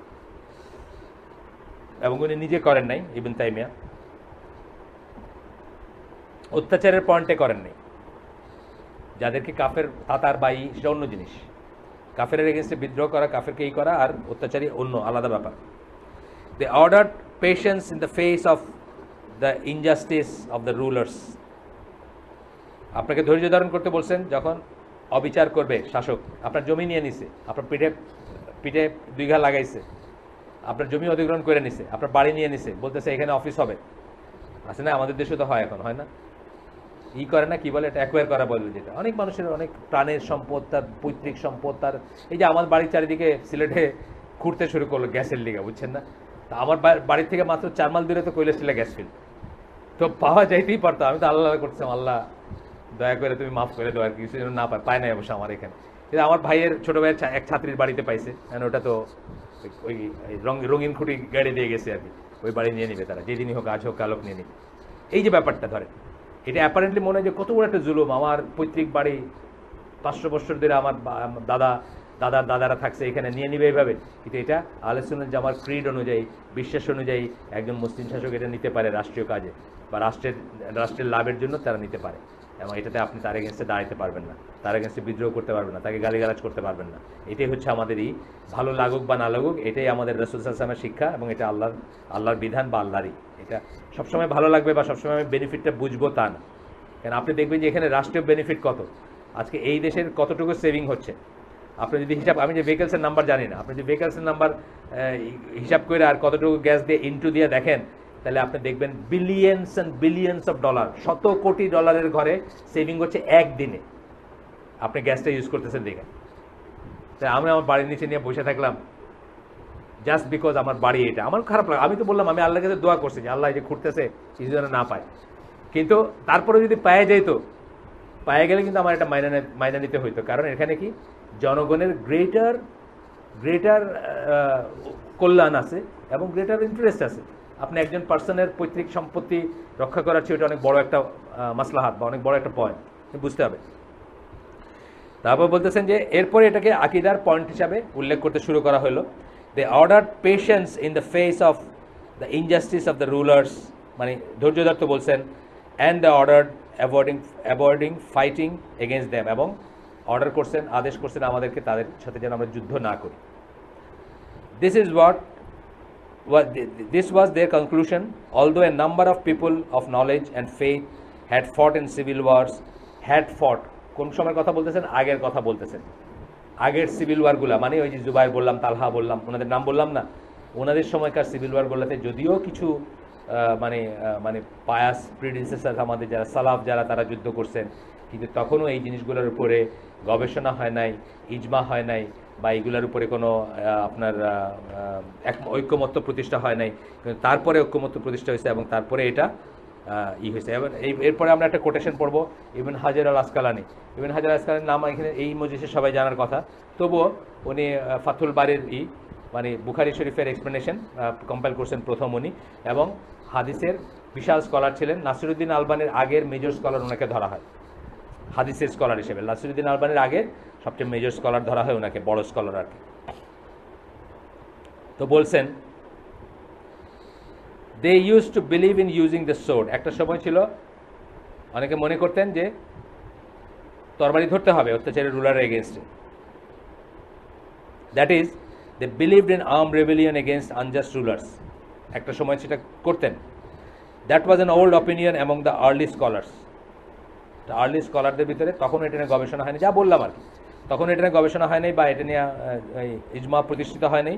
However that the issue settled আপন abandoning that, as it was seen that such an act leads to something even greater in harm. তখন বলতেছেন যে এই ব্যাপারগুলা, যে কতগুলা সিভিল ওয়ার থেকে লেসন শেখা হয়েছে এবং দেখা হয়েছে যে ওগুলাতে আপনার লাভের চেয়ে ক্ষতিই বেশি। সুতরাং তারা কি করছেন, তারা সেটেল করছেন ইস্যুর উপর যে এটা করা যাবে না। এরপরে আসতেছে, this makes it clear that this opinion is the one that Ahlus Sunnah wal Jamaa has settled upon and agreed upon. এটা বলতেছেন এই লেখক বলতেছেন, 5 নাম্বার একটা ফুটনোট দিয়েছেন, আমি দেখি না, উনিও বলতেছেন না, আচ্ছা হ্যাঁ উনি বলতেছেন বলে আরেকটা কোটেশন দিয়েছেন উনি। এই লেখক বলতেছেন যে এখান থেকে বোঝা যাচ্ছে যে আহলুস সুন্নাহ জামার মেথোডোলজিটা এইটা আপনাকে যখন আপনি পড়বেন তখন আপনার অনেক প্রশ্নের উত্তর দিবে, যে ইভেন আমাদের দেশেও যারা আহলুস সুন্নাহ জামার মেথোডোলজির উপর আসেন তারা কেন পলিটিক্সে মাথা ঘামান না, তারা কেন শাসক অপসারণটাকেই সবচেয়ে ইম্পর্টেন্ট কাজ মনে করেন না। কারণ শাসক অপসারণ করে দেখলেন তো আপনি কয়টা শাসক অপসারণ হয়েছে এই বাংলাদেশে, অ্যাকচুয়ালি কি হয়েছে? যতক্ষণ আপনি আপনার আকিদা এবং আপনার ঠিক না হবে ততক্ষণ জাস্ট আপনি নাম চেঞ্জ করতেছেন আর চেঞ্জ করতেছেন। মিশরের কথাই ধরেন অথবা অন্য যে কোনো দেশের কথা ধরেন, যতক্ষণ আপনি এই জন্য তারা এটাকে ইম্পর্টেন্ট মনে করবেন যদি এটা মেথড ফলো করে হইতো, কিন্তু এটাকে সবচেয়ে ইম্পর্টেন্ট মনে করেন, সবচেয়ে ইম্পর্টেন্ট মনে করেন অন্যান্য জিনিসগুলো। আমাদের দেশে দেখতেছি আমরা অনেকেই মনে করেন যে আহলে হাদিস যারা করে তারা দেখি শাসকের এগেনস্টে কোনোদিন কিছু বলে, বা আহলে সুন্নাত জামাত যারা তারা দেখি চুপচাপ থাকে, এত বড় অন্যায় হয়ে গেল তারা রাস্তায় নামে না, তারা ইট পাটকেল নেয় না হাতে। This are the reasons. এইসব জিনিসগুলো যারা জানবে তারা এগুলো করার আগে দুইবার চিন্তা করবে যে কেন করবে, কতটুকু লাভ আছে, কতটুকু ক্ষতি আছে, আপনার কি ক্ষমতা আছে কিনা, করাটার দরকার ছিল কিনা, করাটার রাইট টাইম এটা কিনা, এইসব অনেক রকম জিনিস আছে। তার মানে এটা না যে আপনি অন্যায়কে অন্যায় বলবেন না, অসত্যকে অসত্য বলবেন না, আপনি বলবেন।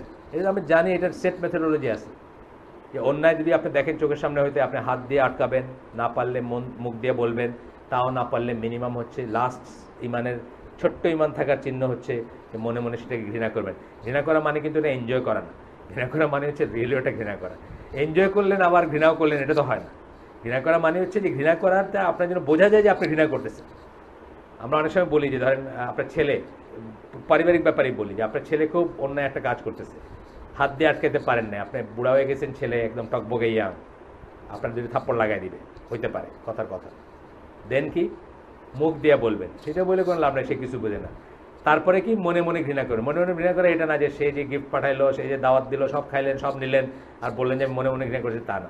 আপনার সাথে তার সম্পর্কের যে লিভারেজ আছে, একটা মূল্য, একটা আছে না, মূল্য আছে না, সে আপনাকে কোন লেভেলে কেয়ার করে। ধরেন একটা লেভেলে কেয়ার করে যে আপনি না খাইলে তার লাগে, কথার কথা, এই লেভেলে আপনাকে কেয়ার করে। তার উপরের গুলোতে কেয়ার করে না। কিন্তু নামতে নামতে নামতে নামতে আপনি যদি কোনোদিন না খেয়ে থাকেন তো সে এসে একটু মন খারাপ করে যে আব্বা খায় নাই আজকে, কেন খায় নাই, কি এটা, তাহলে আপনি তারটা না খেয়ে দেখাইবেন যে আপনি তাকে ঘৃণা করেন, কথার কথা। মানে তার কাজ, ধরেন সে সুদের ব্যবসা করে, আপনি তাকে বলছেন, আপনি তাকে আটকাইতে পারেন না, তাকে বলছেন, সে শুনে নাই, এখন আপনি তার বাসায় দাওয়াত দিতে গেছেন কিন্তু আপনি খান নাই, কেন আব্বা খায় নাই, তুমি সুদের পয়সা করো, আমি এই জন্য খাই। মনে মনে ঘৃণা করলেন, কিন্তু এটা বোঝা গেল যে ঘৃণা করছেন। কিন্তু আপনি বড় টুকরাটা নিয়ে খায়া ঢেকুর তুলতে তুলতে দাঁত খেলাল করতে করতে আসলেন আর কইলেন যে আমি আমার ছেলের সুদ খাওয়াটাকে মনে প্রাণে ঘৃণা করি, হইল না। আপনার যেটুকু লিভারেজ আছে ওইটুকু আপনি করবেন। আমরা অনেকে মনে করি মনে মনে ঘৃণা করা মানে বোঝে সব কিছু করা যাবে, কিন্তু খালি মনটার ভিতরে ঘৃণাটা থাকলে তা না। আপনার লিভারেজ যেটুকু আছে, যেটুকু আপনি করতে পারেন, সেটুকু দিয়ে আপনি চেষ্টা করবেন এটাকে বোঝাইতে। আজকে আমরা একটা সুন্দর জায়গায় আসছি, এখানে আমরা শেষ করে দিব। নেক্সট দিন আমরা প্রথম অপিনিয়ন, বিদ্রোহ করা যাবে না এর পক্ষে সব দলিলগুলো ইনশাআল্লাহ দেখব। সুবহানাকা আল্লাহুম্মা ওয়া বিহামদিকা আশহাদু আল্লা ইলাহা ইল্লা আনতা আস্তাগফিরুকা ওয়া আতুবু ইলাইক। আপনারা যা শুনলেন চিন্তা করবেন। আমার একদিন সিলেটে একজন বলতেছে যে কি এই পেট্রো ডলারের কথা বলতেছি, আমি ওই লোকটা ধরে বসছি যে আপনি এই কথা বললেন, আমি জীবনে এক সেন্ট সৌদি ফেভার নেই জীবনে, উল্টা লক্ষ লক্ষ টাকা খরচ করে হজ করে আসছে, তাই না? হজ করতে গেলে আগে কি হজ করে আমি খরচ করি না, এগুলোতে সৌদি গভর্নমেন্ট লাভবান হয় না? হজ করতে গিয়ে তাদের দেশে খরচ করে আসছে, আমি জীবনে এক পয়সা ঋণ নেই। আপনি কথা, আপনি কোথায় চাকরি বাইরে যে উনি বোধহয় মিডল ইস্টে ছিলেন বা কোথাও ছিলেন, আপনি যেটা করছেন আমি ওটা কোনোদিন করি নাই জীবনে। আমার এক সেন্ট সৌদি পয়সা কোথা থেকে আছে? আমার পেট্রোল ডলারে বললেন কেন? ইচ্ছা মতো ঝাড়ছে। ওই লোকে এখন সিলেটে ওই আন্দোলনের দিচ্ছে, ওই যে এই পারে যে প্রোগ্রাম করতে পারে নাই, শুনছেন না কিছু ফিতনা হয়েছে সিলেটে? এই যে মোশাররফ হোসেন আকন সিলেটে যাইতে পারলো না, প্রোগ্রাম করতে পারলো না, এই জিনিসগুলা লিড দিচ্ছে ওই কমি মাদ্রাসার ওই লোক আর কি, যে বলছিল পেট্রো ডলারের দাওয়াত চলতেছে এখানে। মনে ওদের ধারণা বোধহয় বাইরে থেকে সৌদি আরব থেকে খালি রিয়েল আসতেছে আর আমরা ওটা নিয়ে ওই আমরা জানি আমরা কি করে করি, আমরা জানি একটা প্রোগ্রামের আমাদের কত জায়গায় হাত পাততে হয়। সিলেটের প্রোগ্রামগুলোর জন্য কত স্পন্সর খুঁজতে হয়, 5,000 টাকার লিগে মানুষের দরজায় ধর্ণা দিতে হয় যে অমুকে আনা নেওয়ার খরচ 5,000 টাকা, কেউ স্পন্সর করলে আমরা ধন্য হয়ে যাই। আমরা জানি কি করে প্রোগ্রামগুলো করে, কিন্তু এখানে কয়ে বেড়াইতেছে ইহুদি খ্রিস্টানের পয়সা পয়লা আর তারপরে হলো পেট্রো ডলার, বুঝছেন না? সব এক লাইনে, ইহুদি খ্রিস্টান পেট্রো ডলার সব এক লাইনে বলে ফেলল। আল্লাহ আমাকে মাফ করুন অনুমানবশত কথা বলার থেকে। আমরা যেন বুঝি আমরা কি বলতেছি, আমরা পড়াশোনা করব, আমরা জানবো এবং আমরা সত্যি সাক্ষ্য দিব, এবং আমরা কারো চামচা হব না, সেটা সৌদি আরবি হোক, সেটা পাকিস্তান হোক, সেটা আমেরিকা হোক, সেটা ইসরায়েল হোক, আমরা কারো চামচা হবো না, আমরা শুধু আল্লাহ এবং আল্লাহ রসুলের চামচা হবো, তাই না? আমরা শুধু আল্লাহ এবং আল্লাহ রসুলের চামচা হবো। মানে ইফ অ্যাট অল আমরা যদি ফ্ল্যাটার করি কাউকে, কারে করবো? আল্লাহ আল্লাহ রসুলকে করবো। আল্লাহ রসুলকেও করবো না, আল্লাহকে করবো ফ্ল্যাটার, যেটাকে বলে ফ্ল্যাটার ইন এ সেন্স, মানে প্রেজ করা যেটা। আর ততটুকু প্রেজ রসুলকে করবো যেটুকু আল্লাহ করাকে জায়েজ করছে। আল্লাহ যেটাকে বলছেন যে আমি এবং আমার ফেরেশতারা তার উপর সালাত পাঠাই বা সালাত পড়ি বা বলি, তোমরাও বলো, আমরা সেটুকু করবো। আল্লাহ শিখাই দিয়েছেন, আল্লাহ রসুল শিখাই দিয়েছেন। তারপরে আমরা এক্সট্রা আকাশ থেকে পড়ে পেজ করবো না। আমরা জানি এটা আলোচনা যেমন মেথোডোলজি না। আমরা বলবো না যে উনি হাঁটলে ছায়া পড়তো না, আমরা বলবো না যে উনি এখনো কবরে জিন্দা আছেন, আমরা বলবো না যে উনি নূরের তৈরি। এগুলো হলো এক্সট্রা ভেনারেশন। এটা আমাদেরকে আল্লাহ বলেন নাই, আল্লাহ রসুল বলেন নাই, আল্লাহ রসুল বলেন নিষেধ করে গেছেন, আমরা সেটা করবো না। যতটুকু জায়েজ ততটুকু আমরা করবো, যতটুকু প্রেস করা যায় ততটুকু করবো। এবং ইফ অ্যাট অল আমরা যদি কারো আনুগত্য করি, কার করবো? ওই দুজনের করবো, আল্লাহ আল্লাহ রসুলের আনুগত্য করবো। আমরা ইসরায়েলের করবো না, আমরা সৌদি বাদশার করবো না, আমরা সিসির করবো না, আমরা ওবামারও করবো না, আমরা কারো করবো না, তাই না? কোনো মানুষের চামচাগিরি করার জন্য আমাদের মুসলিমদের জন্ম দেওয়া হয় নাই। আমরা কি বলি? ইয়াকা নাবুদু ওয়া ইয়াকা নাস্তাইন বলি। এটা অনেক বড় কথা, আপনাদের আগে বলছি। ওই যে 27 ঘন্টার যে এইটা কোরআনের 27 না 23 ঘন্টা, যাই হোক 27 বা 23, আমি ভুলে গেছি, 27 অথবা 23 এরকম একটা ফিগার। ওইটাতে কি ইয়াকা নাবুদু ওয়া ইয়াকা নাস্তাইনের উপরে বোধহয় 3-4 ঘন্টা কথা আছে। অনেক বড় একটা কথা। আমরা সেটা চেষ্টা করবো জীবনে ধারণ করতে। আমরা কারো ইবাদত তো প্রশ্নই ওঠে না। নাস্তাইন মানে কারো কাছে কিছু চাবো না আমরা। তুমি ওবামা, তুমি সিসি, তুমি আবদুল্লাহ, তুমি XYZ, তোমার আল্লাহ বহুত দিচ্ছেন, বিলিয়ন ডলার দিচ্ছেন। আমার এটার দরকার নেই। আমার যখন দরকার হবে আমি আল্লাহর কাছে 2 রাকাত নফল সালাত পড়ে, হাজতের সালাত বা যাই হোক, মানে কিছু চাওয়ার জন্য আমি আল্লাহর কাছে চাবো, আল্লাহর কাছে সেজদায় চাবো, আল্লাহর কাছে বলবো আমার তোমার এসবের দরকার নাই, পেট্রোল ডলারের দরকার নাই, ডলারের দরকার নেই। কিন্তু আনফর্চুনেটলি মানে যেটা হয়েছে সিলেটের পুরা জোনে, তারা মানে যে কোনো একটা মসজিদ হলে এটা ইহুদি খ্রিস্টানের পয়সা হয়েছে। আমরা জানি মসজিদগুলো কেমন, গ্রুপে দেখেন না, 5 পয়সা 10 পয়সা করে মানুষে দেয়, মানে ইসের বাক্সে, টিনের বাক্সে দিতে থাকে, তারপরে মসজিদগুলো হয়। এগুলো নাকি ইহুদি খ্রিস্টানের পয়সা দিয়েছে। নবীগঞ্জের মসজিদে নাকি ইহুদি খ্রিস্টানের পয়সা দিয়েছে। ওই সিলেটের বটেশ্বরের মসজিদে নাকি ইহুদি খ্রিস্টানের পয়সা দিয়েছে। এইসব বইলে বেড়ায়। তার কারণ কি? তার কারণ হচ্ছে আমরা তো জিন্দাবাদ বলি না, আমরা তো শাসকের এগেন্সে বিদ্রোহ করার জন্য ইনস্টিগেট করি না, বুঝছেন না? আমরা যাদেরকে ফলো করি তারা সেটা করেন না, আমরা নিজেরাও সেটা করি না। এই জন্য আর কি আমরা ইহুদি খ্রিস্টানের পয়সার উপরে করতেছি। নাউজুবিল্লাহ, আল্লাহ আমাদেরকে বোঝার তৌফিক দেন, আমাদেরকে শুদ্ধ ইসের উপর থাকার তৌফিক দেন, এবং শুধু আল্লাহকে খুশি করার তৌফিক দেন। আমরা যেন কোনো পার্সনকে খুশি করতে গিয়া তার মতাবলম্বী, তার পক্ষে কথা বলি না। না, আমরা যেন শুধু আল্লাহকে খুশি করতে গিয়া আল্লাহ যাতে খুশি হন সেটা চিন্তা করে সেই মতো কথা বলি, সেটা তৌফিক দেন। সুবহানাকা আল্লাহুম্মা বিহামদিকা আশহাদু আল্লা ইলাহা ইল্লা আনতা আস্তাগফিরুকা ওয়া আতুবু ইলাইক। ট্রান্সপোর্ট আছে আজকে, ট্রান্সপোর্ট আছে যারা যাইতে চান নবীনগর। আমি অবশ্য একটু অন্য জায়গায় যাব। আমি